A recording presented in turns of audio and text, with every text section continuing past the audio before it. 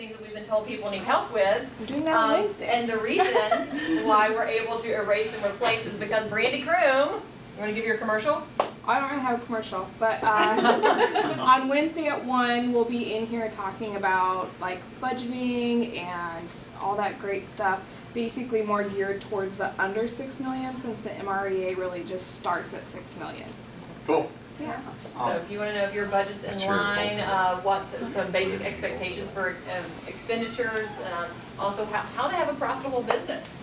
Brandy Kroom's a great example. 1 o'clock tomorrow.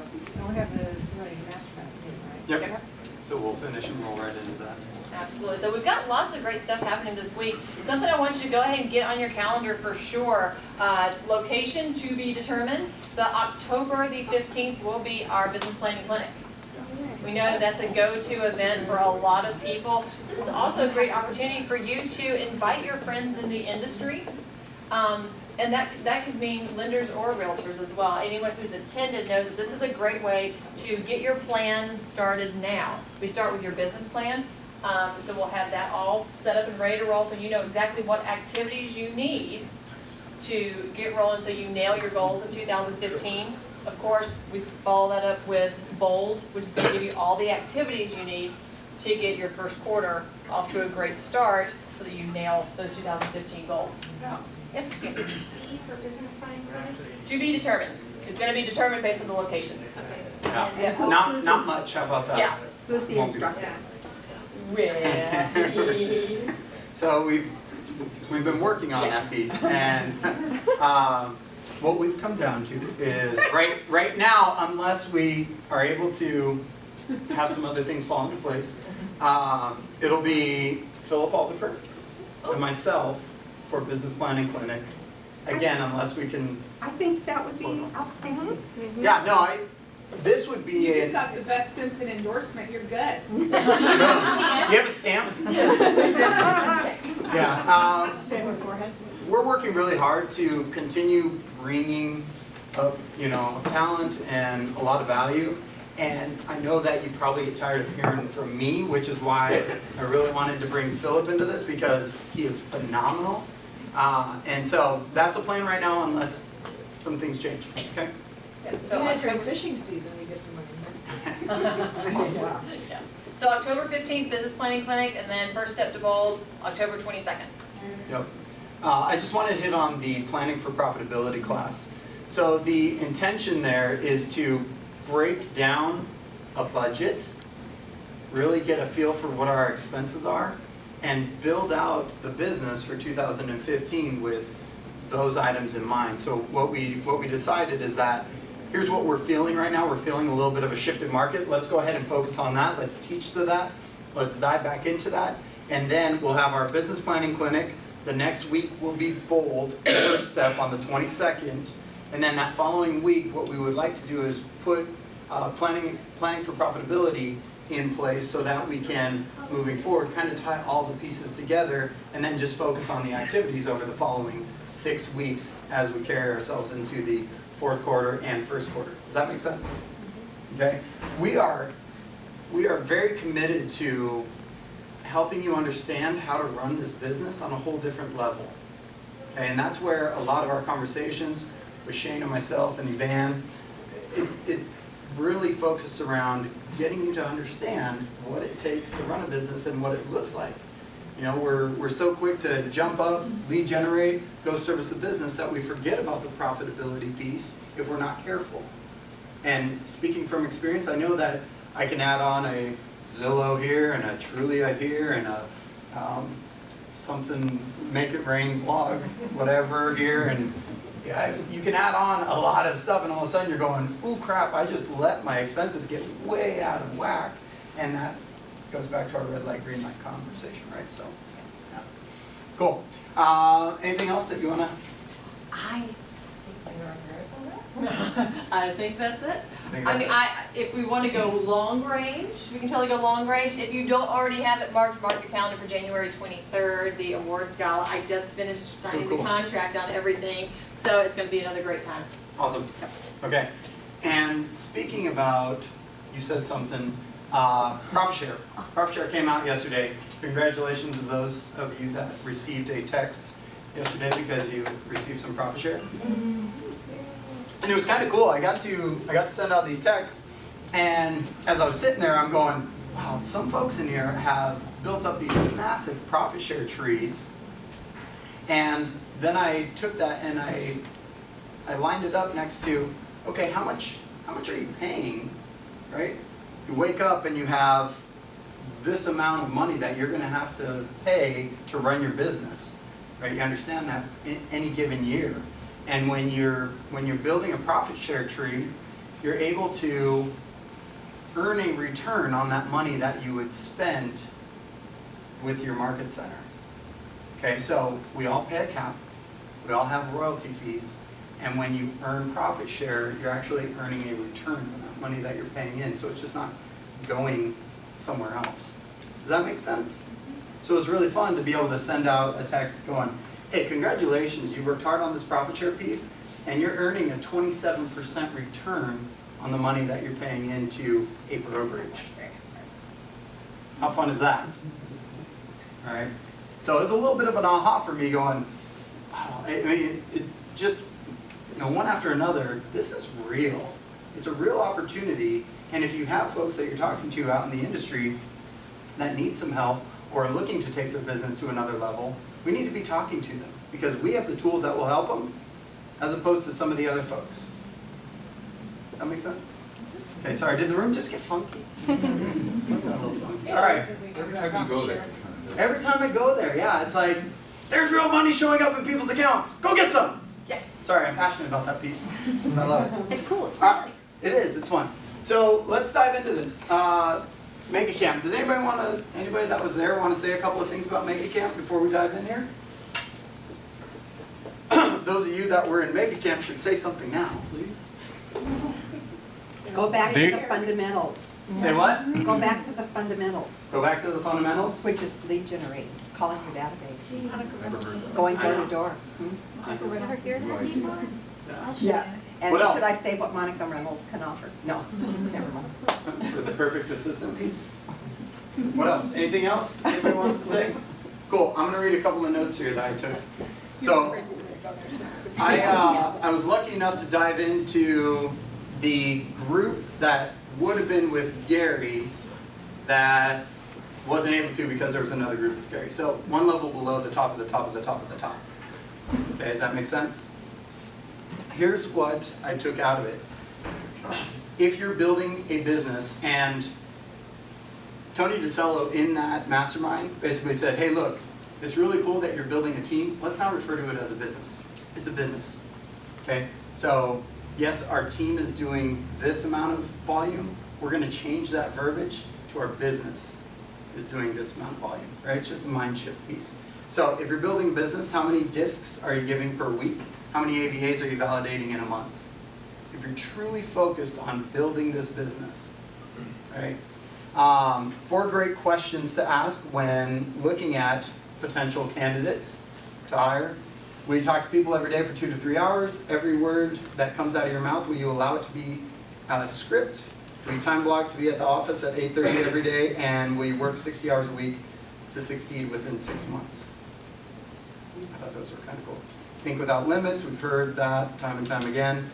And one piece that really spoke to me, I can love you without leading you, and I cannot lead you without loving you. How does that apply both in the industry and outside of the industry? Repeat that one more time. I can love you without leading you, and I cannot lead you without loving you. One of those deep things you have to kind of think about. I think you should send that out to everybody. Say what? I think you should send that out to everybody. Blast email. Blast email. Cool. All right. Is that, can you do? You can Is just that write it such a down. thing? Oh, that's a fine. I have not read this book. Yes. Is that a $20 donation? We Yeah. haven't done that. I know, we We have. should start We need it to reestablish. as of now moving Liz forward. be a leader. Bam. As of now. Woo! That's awesome. Don't worry, I'll get it from you. Don't worry, we can I'll take it. find you. So Gary kept referring to this book up on stage several times throughout Mega Camp, 22 Immutable Laws of Marketing by Reese and Trout. And there was another one called Positioning that he kept talking about. Essentially, he kept bringing people on stage, one after another. And it was, get back to that 4-letter word. Starts with a W. Work. Work. You have to go to work. Okay? It's cool that we have all this internet lead generation and all these cool gimmicks and blah, blah, blah, blah, blah. Guess what? You have to work. Okay? If you get the leads, you have to work. And you have to follow up. And you have to be really, really good at what you do. And so he just kept going back to it going, you know, there was this book written back in 98 or something, and everything that these top dogs are doing is in this book. And it's all about door knocking. It's all about doing open houses, right? Not specifically in this book. That's what works in our industry. So let's get back to it. Let's call the people that we know. Let's ask for business, because that's all it comes down to. Okay? The internet is just like a bonus. And that's ways of getting people and their names. They're not truly leads. Right? They're not truly well, they only are candidates until you convert them. So you still got to be really, really good at your craft. When I went to the Brian McKinney Success Seminar that they did at Beartooth a couple weeks back, one of the things he says is that I think it was like 92% of people start searching on the internet for homes, and yet 85% of them ask someone for a referral. Yep. Ask a friend or family member or someone. How many people were at that training, Lisa? Not nearly enough. It was free, it was great, it was amazing content and free food, and there were like 40 agents that showed up. Yeah. There were free food and only 40 agents. Yeah. Kind of got my attention to the free food part. Right. Yeah, I know, right? Christina? What was the second book you mentioned? Positioning.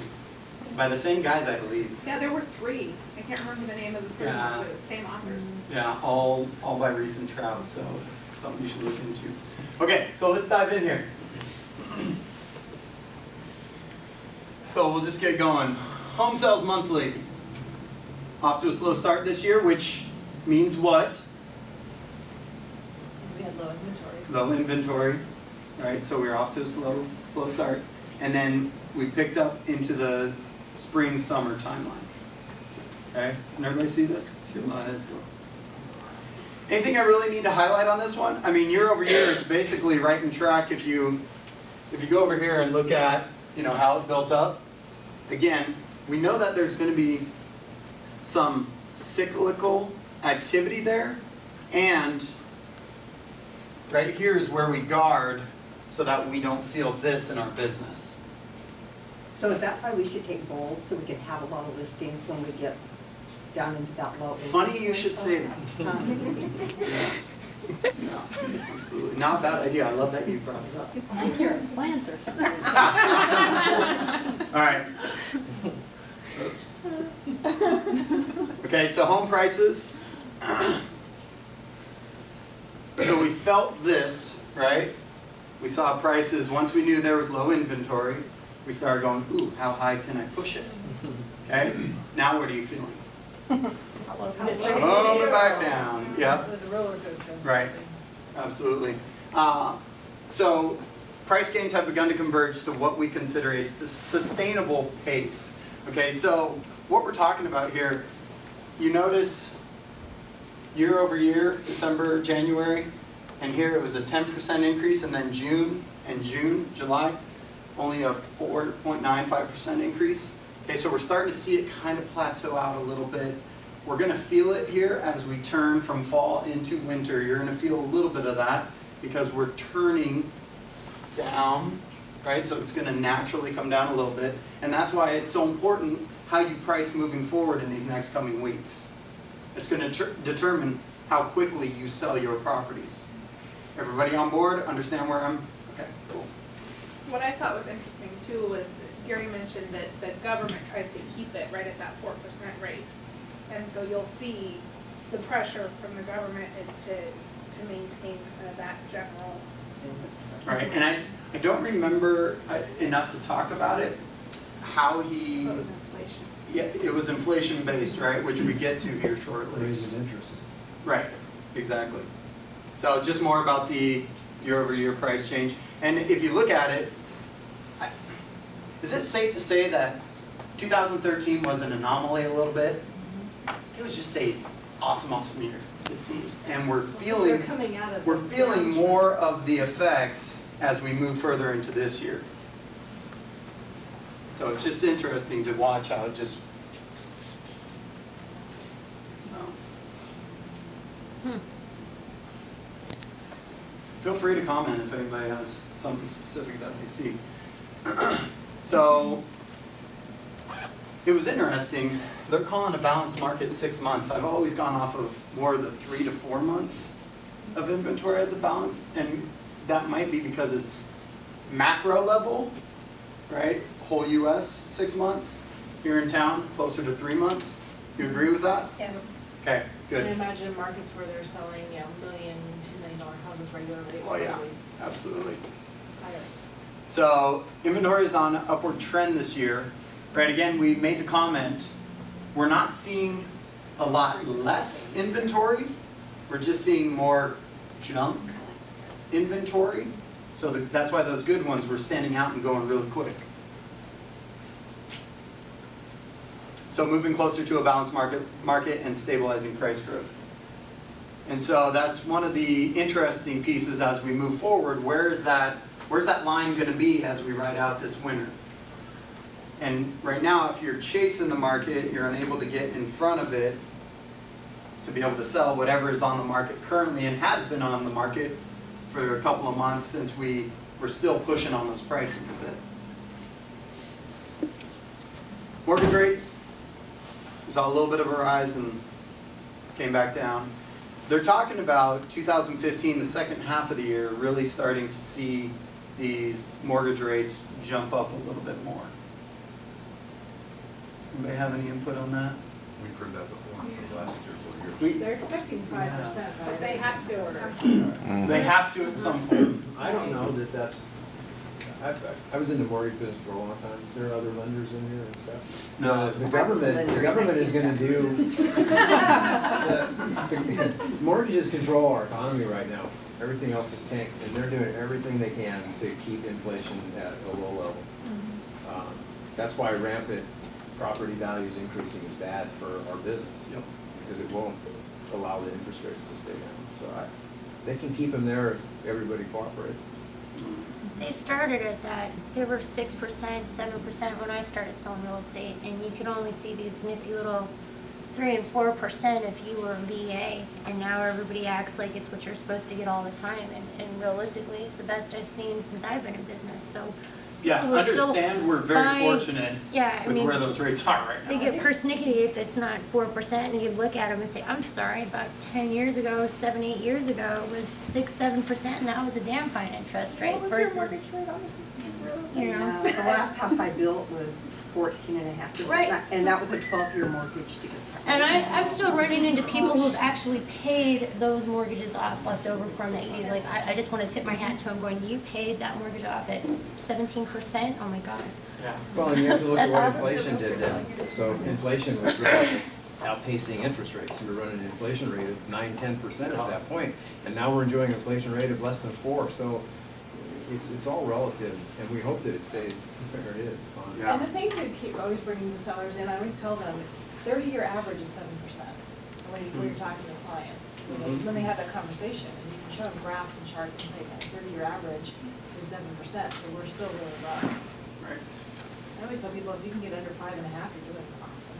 So we contracted a little bit in the first quarter and obviously bounced back pretty healthy, which you're going to see, you know, a little bit again, looking at some of the cycles, not only in the economy, in the market, you're going to see it, you know, cycle through. So it'll be interesting to see.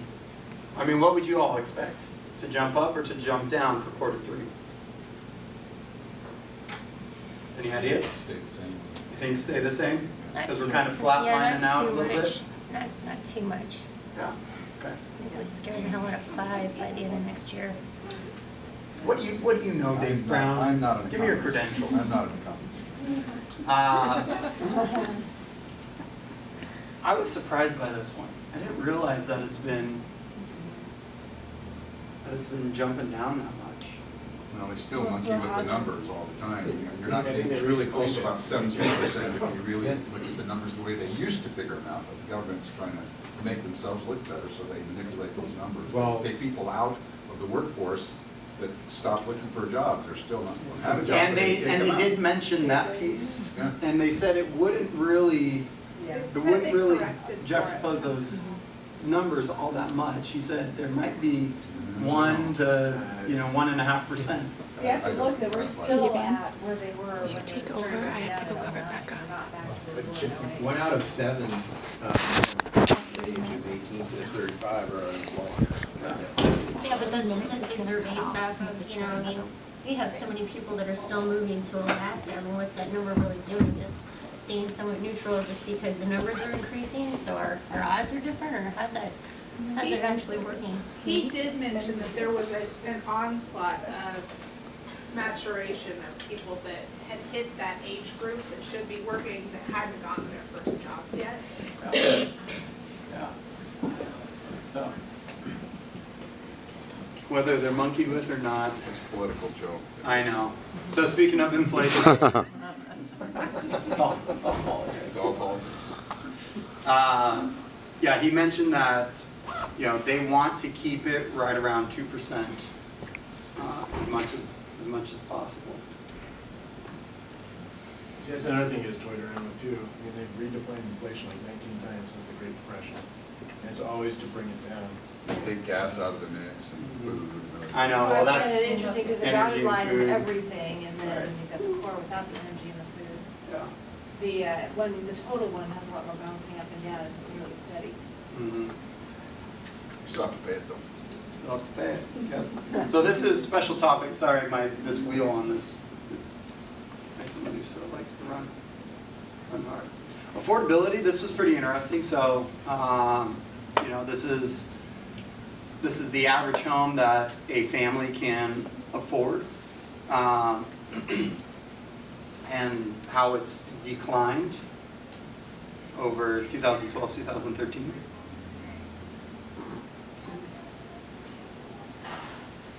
By the way, all this is available at kw.com. Another interesting piece of why the affordability is shrinking is the amount of student loan debt. Yeah, it's crazy, and consumer debt, I right? look at all of the consumer debt. Mm-hmm. You should watch the movie Ivory Towers, Ivory Towers. or Ivory Tower. It's just talking about student debt and how it's gonna Trillions. Yeah. go crazy in the next 10 years. Well, more people are going to college than even 10 years ago, Right. so. of course, Well, it's a business. It is, absolutely. Well, the cost of it has gone up. Yeah, it's Unbelievably expensive to go to college. yeah. So we're going to see this continue to play as we move forward, right, Nate? In the next 10 years, you're going to battle this more and more and more because these younger folks are going to come into the industry Dragging all this debt. dragging the debt, well, having Affecting how much they can to afford. shrink everything down, right? This whole phenomenon with these small houses, right? Now they're using Connex containers to build houses and tree houses. I mean, there's all these ways of, getting around these big payments because you have this debt coming into So play. the other thing, I was having a conversation with a lender yesterday, and he said that one of the things he's seeing with the millennials is they have always been told, go for your dream, get what you want, and when they can't afford for the house they want, unlike most people we saw before, who are like, okay, this is my starter home, I'm gonna be in this home for, 5, 7 years, and then I'm gonna move up with the equity. They say, well, if I can't get my dream house now, I'm just gonna rent. Just gonna wait. So we're seeing a different shift in mindset with the I millennials, have too. seen that, yeah. And I may just throw us way off with this one. Here we go. You ready for it? Okay. So what are the thoughts about multi-generational housing becoming more of a reality in the U.S.? Is that a topic that anyone's hearing people? Not at my house. Mother-in-law. You're still with their parents. Sorry. We're seeing people buying mother-in-law apartments, we're seeing people buying, houses or maybe duplexes or something where their family can live on one side, or there's parents or the kids. Right, because what we hear about on one end is kids not moving out of their parents' home. That's right. That's right. Yes, exactly. That's why you move.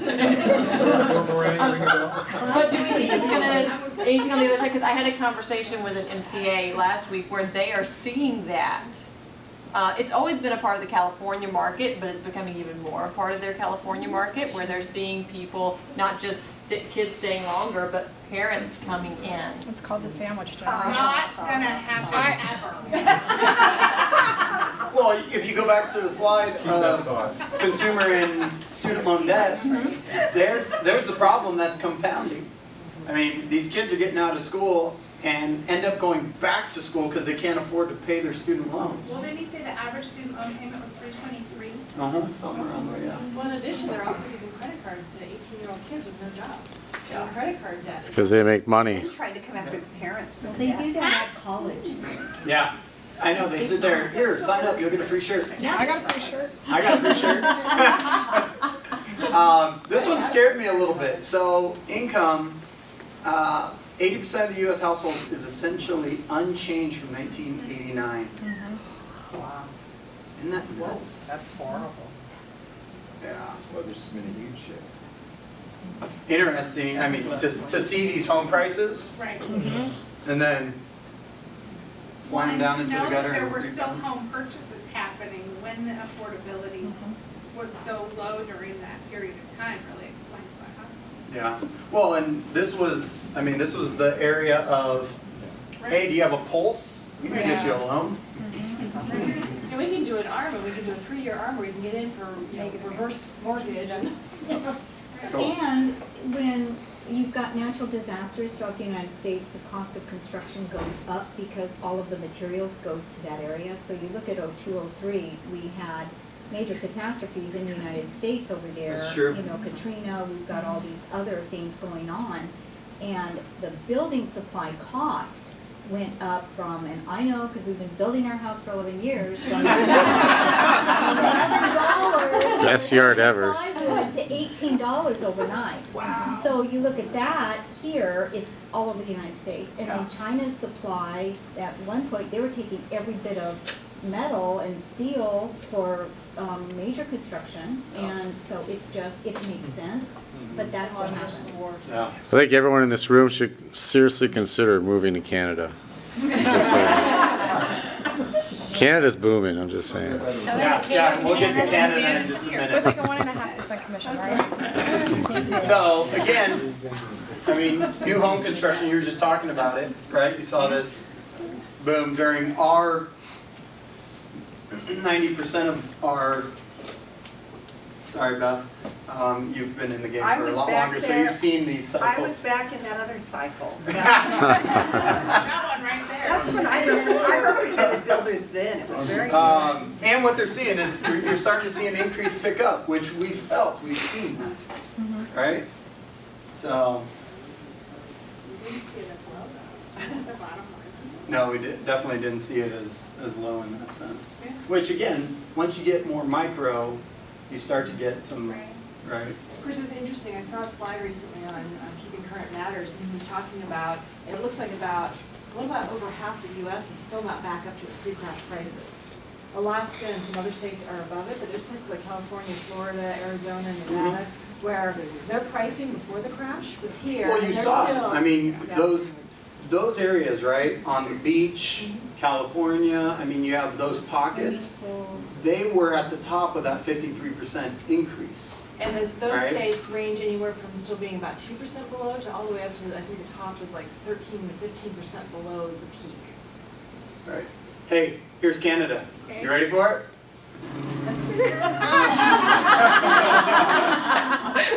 I can slow-mo it, I'll be fine. Okay, so this is where it gets That means interesting. they're ready okay? for the crash. No, Canada's like, we're just here. And we're gonna be here, and we're staying right here. But their whole policies are different. So this gets into a lot of the technology piece. Really interesting. So look at how many venture-backed investments we saw in the fourth quarter and the first quarter of this year. Have you been feeling it?